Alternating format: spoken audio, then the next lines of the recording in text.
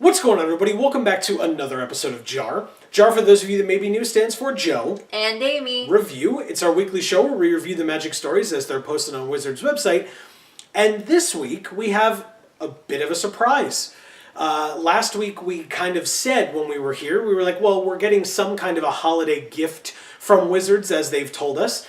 And so this week, we are reviewing the preview of Children of the Nameless by Brandon Sanderson. Now, if you're unaware, Children of the Nameless is a novella.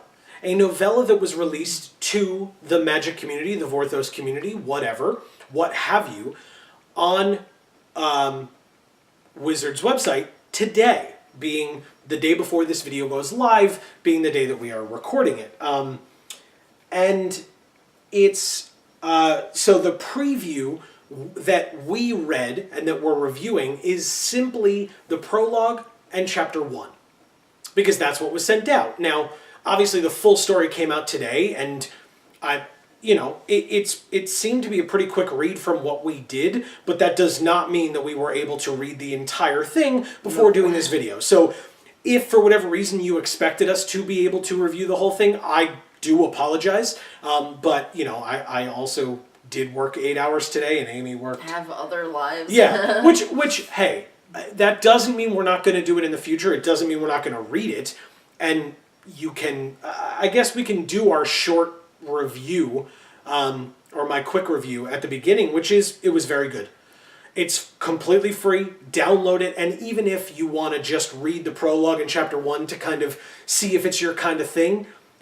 It took us, me reading it aloud and writing notes about it and looking at Amy every once in a while for confirmations and opinions and etc. It only took like 18 minutes to read. Yeah.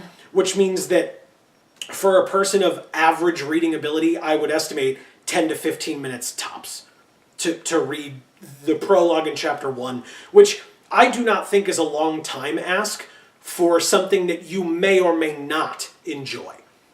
But from my take on it, from when I read it, I enjoyed it. And so, what about you? What were your thoughts? Yeah, my quick review is I thought it was interesting. It was definitely not what I was expecting, I guess, but still very good. Yes, and so that's the quick review at the beginning, because as we always say, we review, we don't summarize. So if you want, check the description down below if you were not aware that this novella came out. I will have the link to that novella in the description. So go ahead. It is a download, so be aware of that depending on where you are. There is a regular download as well as a Kindle Fire and Nook, it looked like, a PDF version. So whichever your preference is for that book, if it's something that you're interested in. And again, if you don't like it, then just delete it afterwards and move on with your life. But to move on to the full review itself, we have to do one more thing first. And that's to talk about how this was previewed. And I want to review that a bit. I want us to review that a bit. Because that was something that we talked about it last week, and we talked about it a few weeks ago when we were told, hey everyone, guess what? There's a special surprise on whatever today's date is, December 12th. Right? There's going to be a special holiday gift for the Vorthos community, a special holiday story or whatever to come out on December 12th. Right. And that will come out, and, look forward to that. Okay. Yesterday, December 11th. Surprise, there's a novella.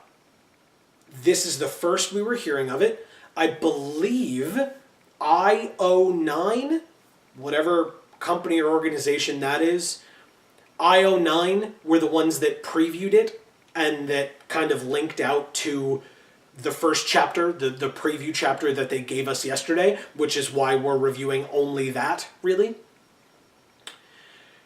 They linked out to that, and they broke the story, which then followed, of course, many people from the Vorthos community saying, oh man, look at this, isn't that awesome? Yeah. As well as Magic the Gathering and other and Wizards of the Coast employees who may have had a hand in that process talking about it and saying, hey, check out this thing that came out.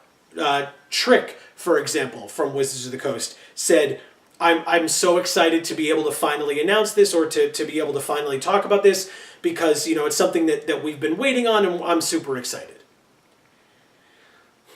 And it's cool. I mean, again, we gave you our quick review. We liked it. I'm looking forward now to reading the whole thing. Whether we do a JaAR on it or not, I would like to, but it is kind of a whole novella, so we will have to see how that works out, and what the timing looks like for if Ravnica Allegiance stories are going to be coming out, and how that balances with our content creation. But all of that is not anything that you guys need to concern yourselves with.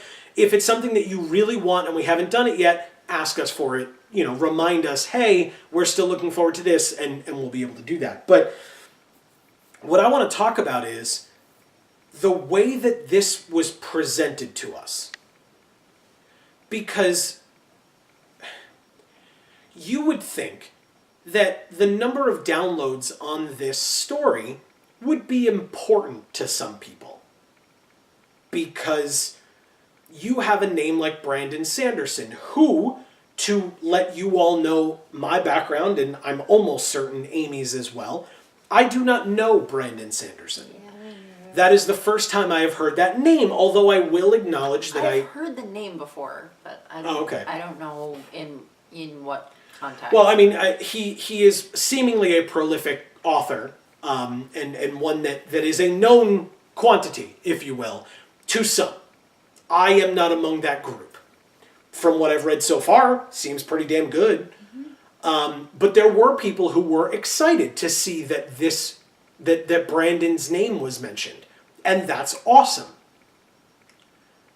But you previewed a chapter from the book and announced that the book or novella was coming out the day before it came out. Right.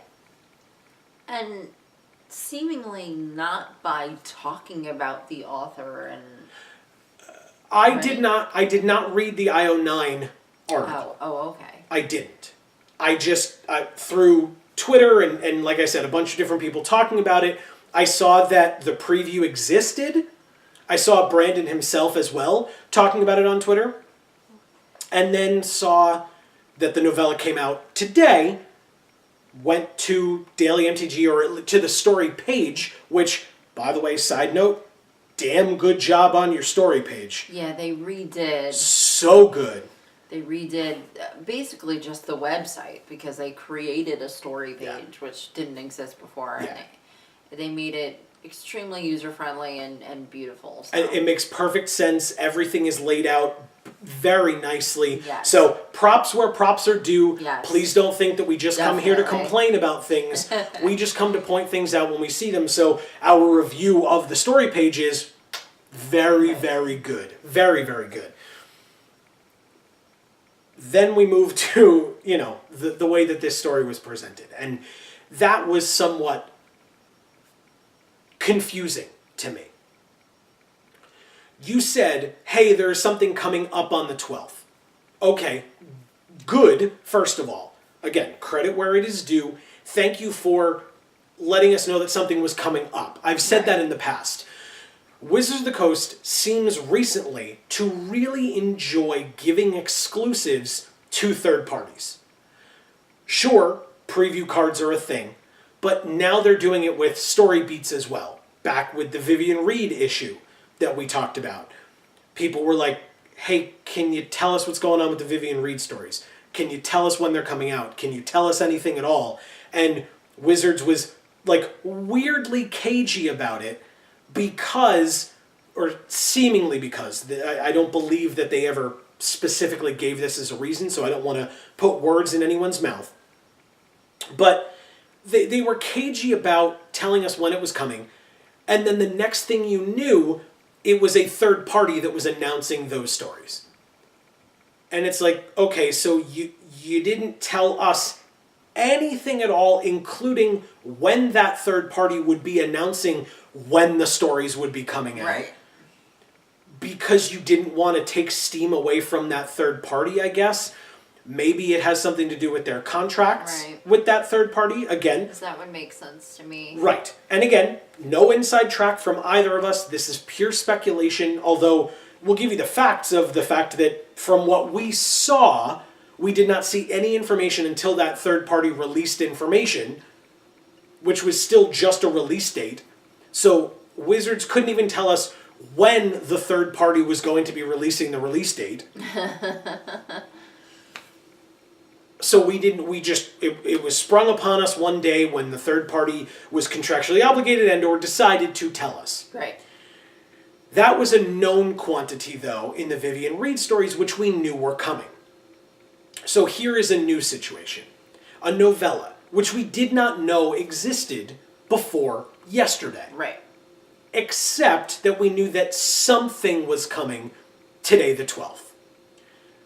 I didn't need to know quite what that was before today, the 12th, because it was supposed to be a surprise, a gift, if you will, for the holidays, right? Right after the end of Hanukkah, right before Christmas, like it's right in the holiday season, in the middle of December, and it's in a period of kind of a drought in the Magic story, right? We hadn't been here for a few weeks. Last week we came just to kind of preempt this week and to talk about some things, and next week, we, as promised, we will be back with the first 10 through 5, or 10 through 6, of our top 10 Magic stories of the year, because that's what we do at the end of the year. It's kind of our thing. But, so this came as a gift, as a, hey, we've been gone for a while, here's something for you. Right. And it was a quick enough read where it could theoretically just be done, sit down and read it in a couple of hours, maybe an hour and a half, maybe 2 hours.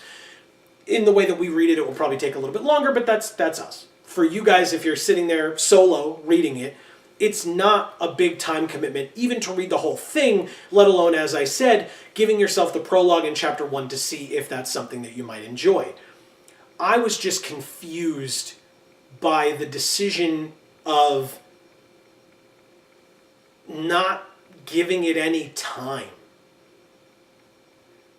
And maybe I'm just having bad flashbacks from the Vivian Reed thing, and so because this was not a known thing, it's not fair of me to say you should have given us more, because what more could they have given, because it wasn't something that we knew was coming at all. Right.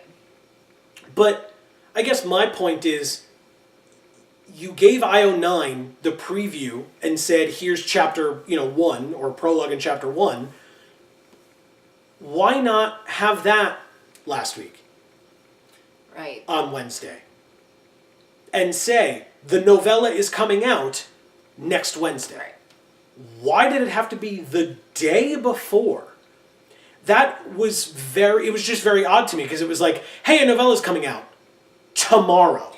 I think it just shows Wizards' sort of inexperience with doing things this way. All of a sudden now they've decided that they are trying to incorporate these third parties into just the basics of even the advertising for their products. And maybe they're just still trying to figure out the best way to go about doing that. Yeah, I mean, it's interesting to me because Wizards has talked about in the past, and we talked about this when we reviewed the weekly MTG, what's next for the Magic Story, or whatever that thing was called. We did that a few months ago at this point. And in that, they talked about the fact that they wanted to move to doing different forms of media, but also talked about audience retention and gaining a larger audience. And I just don't see how this does that. Maybe I'm wrong. Maybe there's something I'm not seeing. I don't purport to be a a business expert or anything of the sort, but I will say, even to go along with that weekly MTG thing, in that weekly MTG that they did, they talked about doing their story model the same way that they did their Illustrator model, which is bringing in private contractors to do the art and now the stories, because they thought that that was such a good business model for them, that the Illustrator model worked so well and was like, they were like the industry leader when it came to stuff like that. And so now they were going to try to do the same thing with their stories. Okay, hear me out. You're doing that with your stories because you think that doing that is good. Well, you have a preview season for every set that comes out. You have preview cards that you give out to prominent creators, influencers, what have you, Magic Pro players, whomever. Why not put that into practice with this type of a release? Why not give yourself, obviously it can't be a preview season because it's just a novella. Now, you're giving it away for free, so I guess you could argue like, hey, give the prologue 1 week and chapter 1 the next week and chapter 2 the week after that, but that feels a little weird to me, that like you're like piecemeal releasing chapters, because then you're just releasing the story, right. The weekly stories like you've been doing. So, but if you're gonna preview the prologue and a chapter, why not let that sit for a bit? Why do you have to preview it the day before? It feels so crammed together where it's like, hey, there's a novella coming out. Okay, cool. That's awesome. Brandon Sanderson. Hey, maybe now I, as a Vorthos who is not familiar with Brandon, maybe I can go have a minute to go look up his work. Right. But you told me about him yesterday. Well, I don't know what Brandon has done offhand. Again, I'm not familiar with his work, but I assume it's not something that would be easily digestible in less than 24 hours. Even if it's just one piece of work, maybe his most famous or most popular story that he's written. Okay. I wouldn't even have 24 hours to go back and look at any of his stories at all and read them, unless he is traditionally a novella or short story writer, and then it's possible. Kind but of makes sense, I suppose. Right. But to me, it's just it seems counterintuitive to only give your fan base 24 hours. And to be fair, the whole idea, at least from my understanding of it, the whole idea of getting third parties to do anything is to be able to merge your fandoms. You want IO9's readers to come read your Magic stories, and you want your Magic story readers to have to go to IO9's website so that to read that article, but then maybe they see another article along the side that interests them, and so they go and kind of go down a rabbit hole, like you hear people talking about, I went and read one article on Wikipedia, and now 6 hours later I'm reading about the history of tractors in the United States. Like, it's that kind of concept, and for businesses, that's probably what they want. Right. And for Brandon Sanderson, for example, I assume that he would be interested in having the opportunity to have Vorthos, like ourselves, actually go and read his stories. And maybe if they read this novella and they find, hey, this guy's good, I like his writing style, maybe I'll go check out some of the other things he's written. Maybe I'll buy his book. Maybe they become a huge fan of his, or a passing reader that maybe makes him some money in some way. Right, there was still dollars in his pocket. Exactly. Exactly. And who knows, because then it can snowball into, hey, for example, I'll say, we have friends who are big into fantasy novels.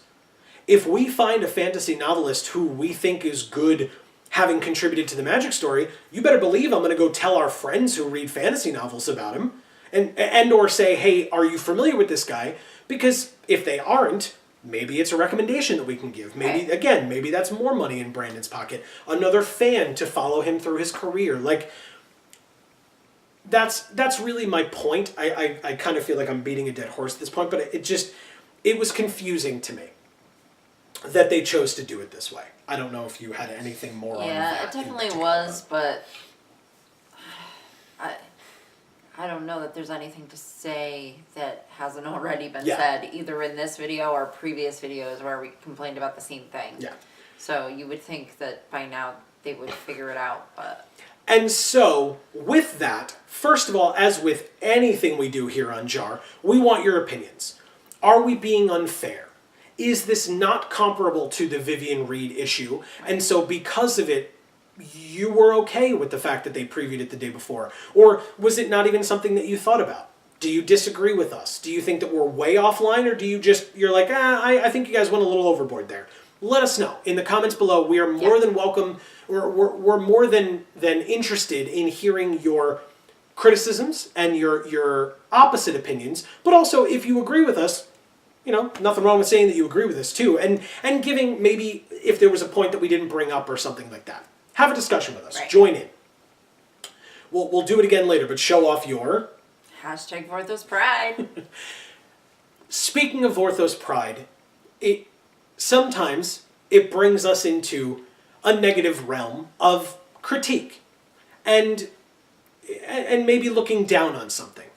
But let's go into what we were here to do in the first place, which is review the actual meat and potatoes of the preview that was given to us of this story, once again, Children of the Nameless, once again by Brandon Sanderson. Now, overall, again, so that you don't forget, it was good. It was compelling, it was interesting, it was good, and I liked it. It was interesting. Again, not very expected, but in a good way. So it definitely had elements of surprise, and you know, it definitely had a certain vibe and everything else that I would say other stories might lack. Right. So now, Amy, let's start with this. We read the prologue and we read chapter 1. Now, to let you guys know if it's relevant, I downloaded the story. I opened up the story.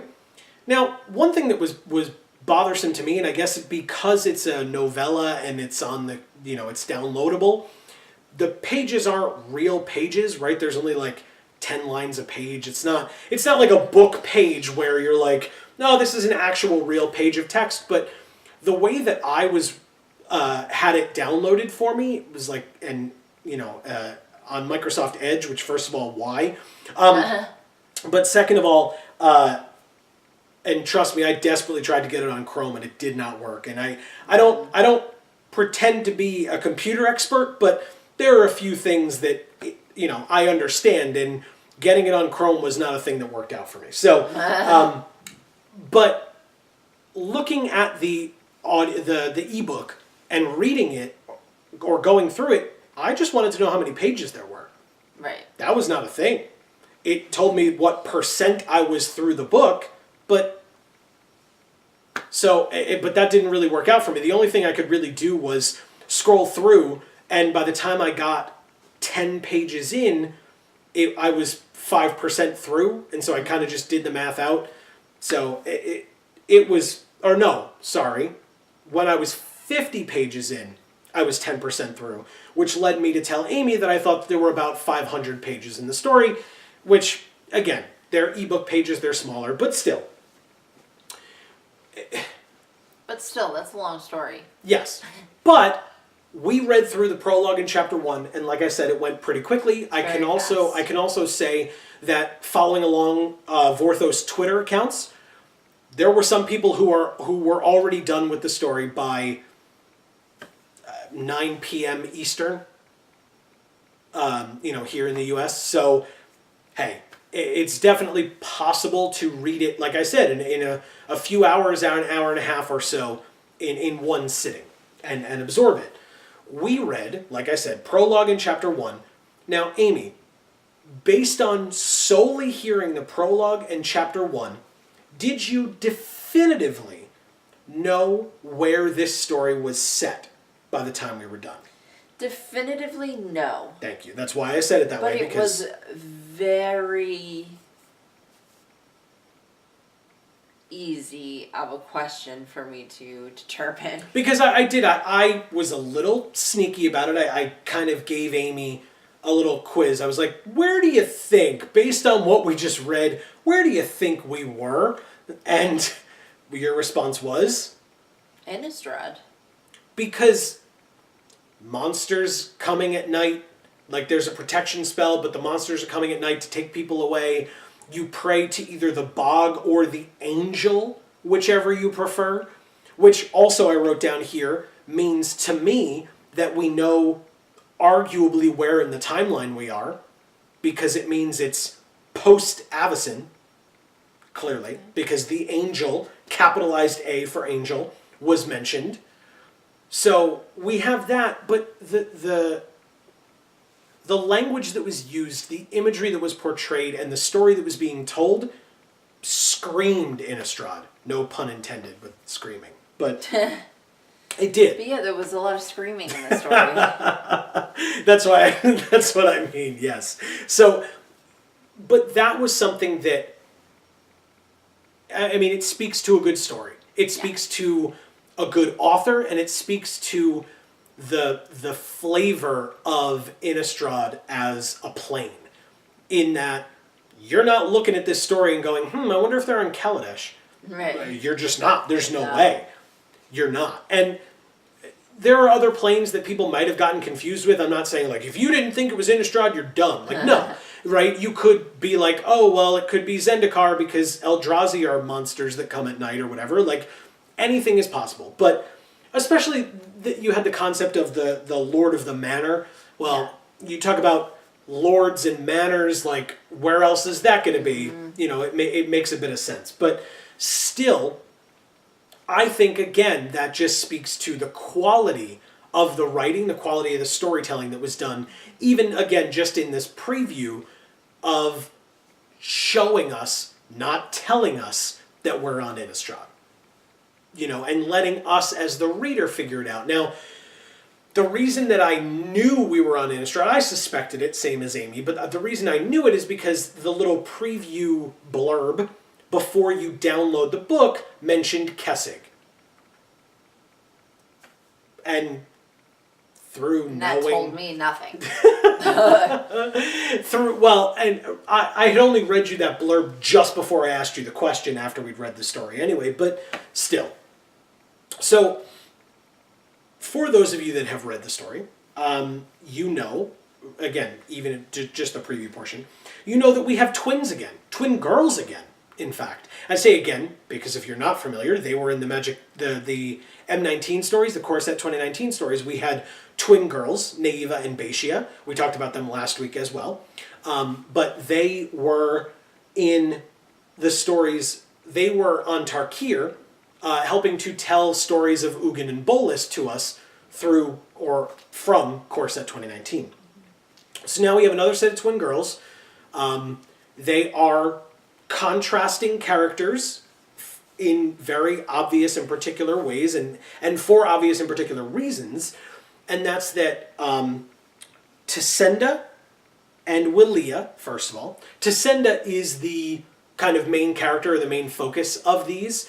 I assume there will be another main focus, because when we got to Chapter 1, it was Chapter 1 Tisenda, and Chapter 2, it's Chapter 2 Tisenda, so I assume later on in the story it will be like, you know, Chapter 15, so-and-so, and it will be a different person. So, looking forward to that as well, that we get different perspectives, but we get told beforehand who those perspectives are from.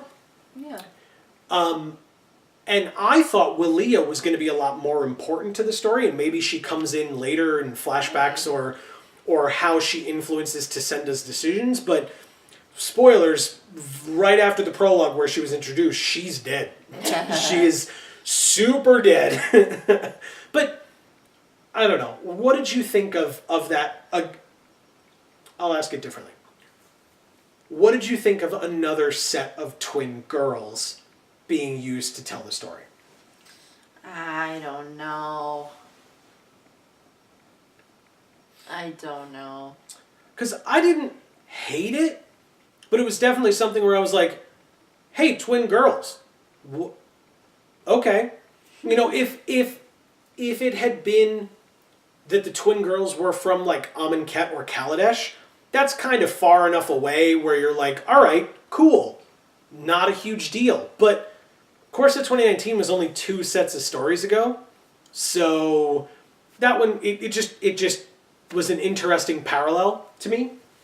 The other thing that I'll say is,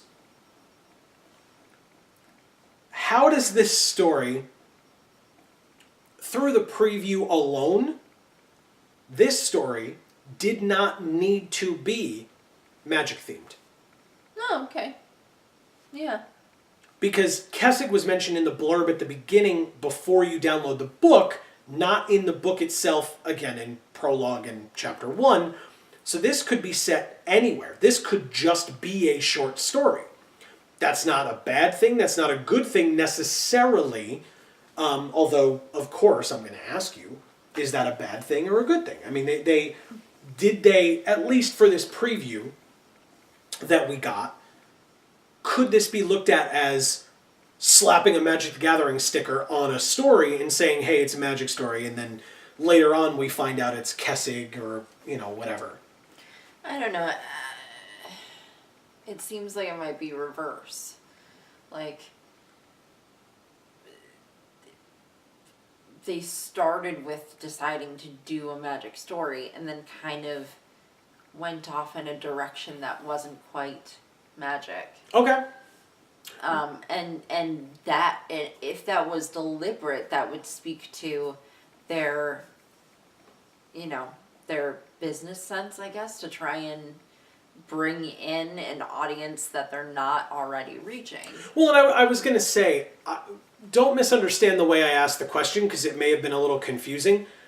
I don't mind when they do that. In fact, I like it when they do that. When they have stories that are arguably so standalone that you don't have to have any knowledge at all of Innistrad as a plane, of Magic the Gathering in general, to enjoy it, because, as Amy said, it makes it that much more accessible to someone on the outside wanting to come in, because I think one of the biggest threads that I see woven throughout discussion boards and Reddits and subreddits and things like that are people saying, I want to get into the Magic story, where do I start?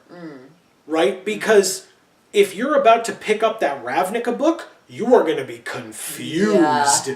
The Ravnica book that's coming out.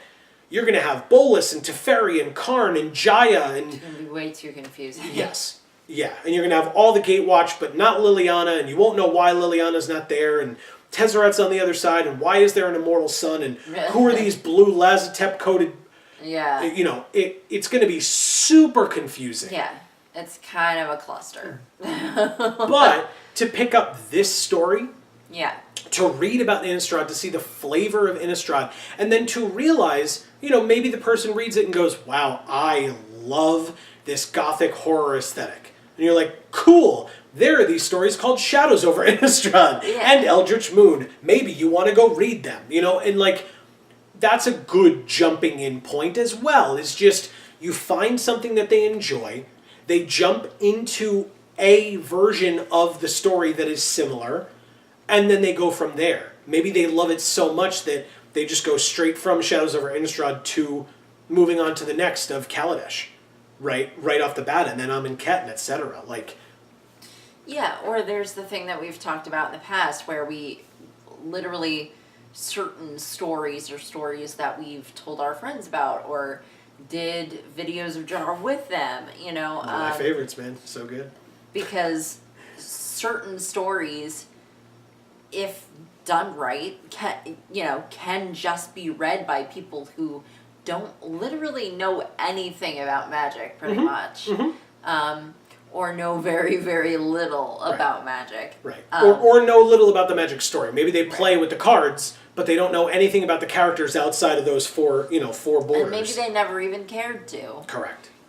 But you as their friend saying, hey, this is a really good story, that we did a review on, and even, I'm about to say this and you'll probably be shocked, but maybe even watch our review on it, and then if you liked the review and what we had to say about it, go and read the story. Yeah, it's weird to say because I always say, please read the story first because we're not summarizing, we're reviewing.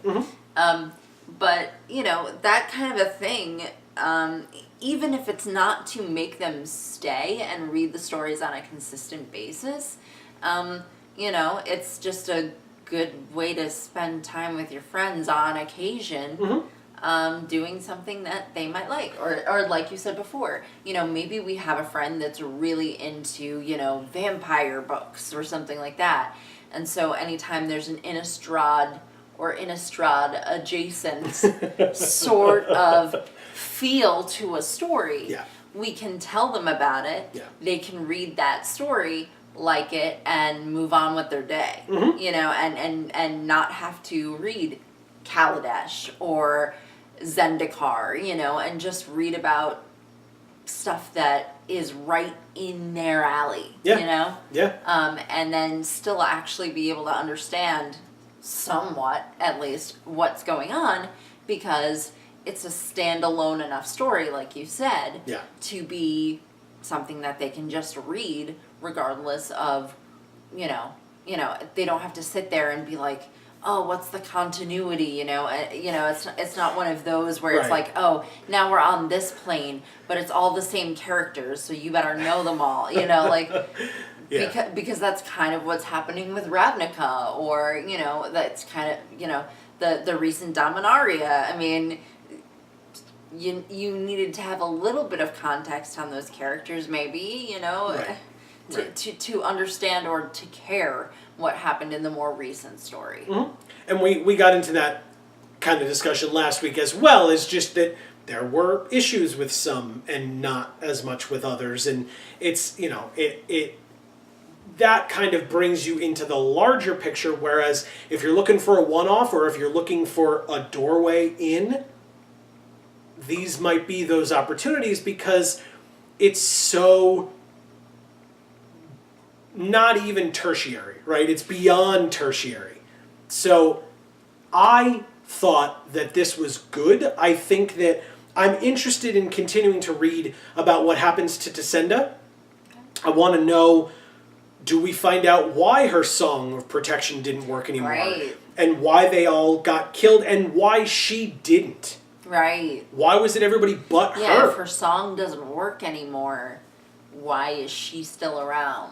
And if she can't see them, that curse or whatever, does that mean that we're going to see her traveling only at night? Does that mean we're going to have to see her traversing during the day and being a little bit more confused? Maybe you have to see to be killed.